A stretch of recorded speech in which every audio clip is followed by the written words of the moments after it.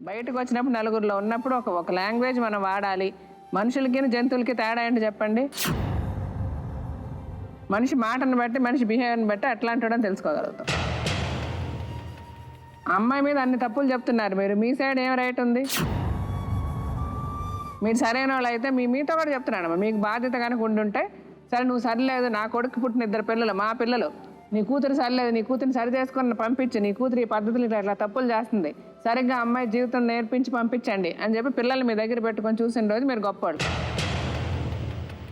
సరే పోనీ మీకు ఒక రోజు అర్థమైంది ఈ అమ్మాయి సరైంది కాదు, మాకు సూట్ కాలేదు. సూట్ కాకపోతే ఒక పద్ధతి ఉంది, దాంట్లో నలుగురిలో పెద్ద మనుషుల్లో కూర్చోబెట్టి ఓకే మీ అమ్మాయి పద్ధతి మాకు నచ్చలేదు, మీ అమ్మాయిని మీకు విడాకులు ఇవ్వాలనుకుంటున్నాం, లేదా ఇంకోటి చేయాలనుకుంటున్నాం, ఈ సెటిల్మెంట్ చేస్తున్నాం అని పోనీ ఇంకో పెళ్ళిళ్ళు చేసుకుంటారు, అది లేదు. మీ పార్టీ మీరు వదిలేస్తారు, ఇలాంటి వాళ్ళు రెడీగా ఉంటారు. ఈ మొత్తం కథలో సిగ్గులేందని నువ్వమ్మ,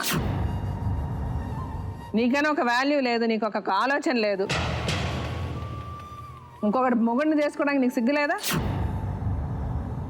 అమ్మాయి గురించి ఆలోచించక్కర్లే నువ్వు. ఇప్పుడు నీ వెనక వస్తున్నాడు కాబట్టి నీకు గొప్ప. వచ్చిన రోజే నువ్వు అంటున్నావు, ఇప్పుడు ఏదో పెద్ద ఇంత నోరేసుకొని నేను ఒక మాట మాట్లాడితే అమ్మాయి 3 మాటలు మాట్లాడుతుందా? నీకు తెలుసుగా వచ్చిన రోజే, చిన్నప్పటి నుంచి తెలుసుగా అమ్మాయి, మీకు తెలీదా? మీ ఇంట్లో అమ్మాయే కదా, మీ చుట్టమే కదా, ఎందుకు చేసుకున్నావు? ముందు చేసుకున్న రోజు తెలిసింది కదా, ఎందుకు కన్నావు 2 పిల్లల్ని? ఇప్పటికే అమ్మాయి ఇంకా నా మొగుడు కావాలనుకుంటున్నా, నువ్వేమన్నా అనుకుంటున్నావా? ఎప్పుడో దొలిపేసుకున్నావు. ఇప్పుడు రేపు ఈ అమ్మాయితో ఏదైనా తేడా వస్తే ఇంకొకళ్ళు ఏముంది మీకు? ఇప్పుడు ఉన్న ప్రకారం 2 ఆప్షన్స్. ఇప్పుడు అమ్మాయి ఏం ఆస్తులు అడగట్లే, పంపకాలు అడగట్లే, ఆ అమ్మాయి జీవితం కావాలంటది, నా బతుకు కావాలి, నా మొగుడు నా పిల్లలు కలిసి నేను ఉండాలి, కాపురం చేయాలి, నేను చేస్తా అని చెప్తుంది. ఆ అమ్మాయి చెయ్యని రోజు నువ్వు మాట్లాడు, అప్పుడు మేమందరం అమ్మాయి గడ్డి పెట్టి విడాకులు ఇప్పిస్తాం. ఏం చేద్దాం అనుకుంటున్నారు చెప్పండి? 2 ఆప్షన్స్ మీకున్నవి, 2. ఆ అమ్మాయికి ఎట్టి పరిస్థితుల్లో ఏ రైటు లేదు, లేదా అమ్మాయిని పద్ధతిగా ఒక చోట ఎటన్నా పంపించేసి అమ్మాయిని ఎక్కడ ఎలా పెడతారు, ఎవరు చూసుకుంటారో అది మాకు అనవసరం. భార్యగా అమ్మాయే ఉండాలి మీ ఇంట్లో, ఆమె పిల్లలు భార్య భర్తలుగా మీదొక జీవితం ఉండాలి. మీకు రైట్ రాయల్గా చట్ట ప్రకారం న్యాయ ప్రకారం ఆవిడే మీ భార్య. ఆవిడని మీరు జాగ్రత్తగా చూసుకోవాలి, ఆవిడ మిమ్మల్ని జాగ్రత్తగానే చూసుకుంటుంది. ఆవిడ ఏమైనా తప్పు చేస్తే దానికి మేము సమాధానం చెప్తాం, మీకు ఏమున్నా కూడా ఆవిడ మీ బదులు మేమే అడుగుతాం. అదే రాసి తీసుకుంటాం, అమ్మాయి దగ్గర రాసి తీసుకుంటాం. అమ్మాయి అలాగే నీతో గొడవ అనవసరంగా గొడవపడి నిన్ను ఇల్లు వదిలి కనుక అమ్మాయి ఒక్కసారి వెళ్ళినా ఆ అమ్మాయి నీకు విడాకులు ఇస్తుంది, అది కూడా రాయించి తీసుకుంటాం. ఇదే రాసి ఇవ్వాలి, ఇదే అండర్స్టాండింగ్. నువ్వు అమ్మాయిని తీసుకెళ్తావు, జాగ్రత్తగా కాపురం చేస్తావు, ఒక 6 నెలలు చూస్తాము. 6 నెలల్లో నీ సైడ్ నుంచి ఏ ప్రాబ్లం వచ్చినా ఊరుకునేది లేదు, ఆ కేసులన్నీ యాజ్ ఇట్ ఈస్ కంటిన్యూ చేస్తుంది. 6 నెలల్లో ఏ ప్రాబ్లం లేకుండా మీరుంటే అమ్మాయి ఆ కేసులన్నీ వాపస్ తీసుకుంటుంది. ఈ 6 నెలల్లో ఆ అమ్మాయి ఏం తప్పు చేసినా అప్పుడు కూడా అమ్మాయి కేసులు వాపస్ తీసుకుంటుంది, నీకు విడాకులు ఇస్తుంది. ఆ అమ్మాయి తప్పు చేస్తే ఆ అమ్మాయితో మాకు సంబంధం లేదు. ఆ అమ్మాయి నువ్వు ఎక్కడి నుంచి తీసుకొస్తావో ఎక్కడ పెట్టావో మాకు అనవసరం. ఆ అమ్మాయి మటుకు మళ్ళీ అమ్మాయి జీవితంలోకి రావద్దు, ఎక్కడ నువ్వు ఆ అమ్మాయి కనబడకూడదు.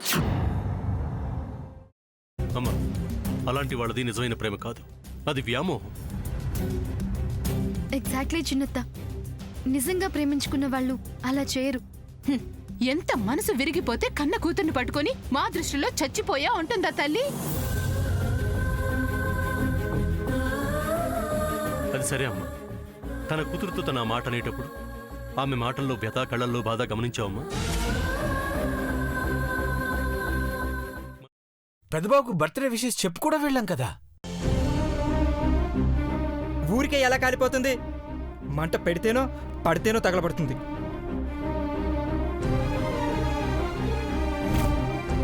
కరెక్ట్ చిన్నబాబు, నీకొచ్చినట్టే నాకు డౌట్ వచ్చింది.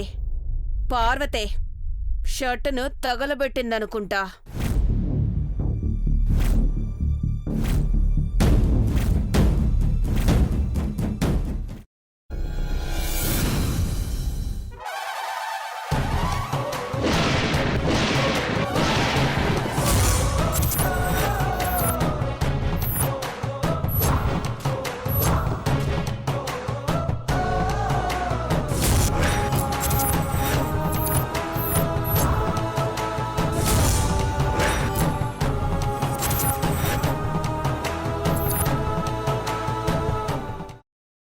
తర్వాత పొట్టు తీసేసి చాప్ చేసి పక్కన పెట్టుకోవాలి.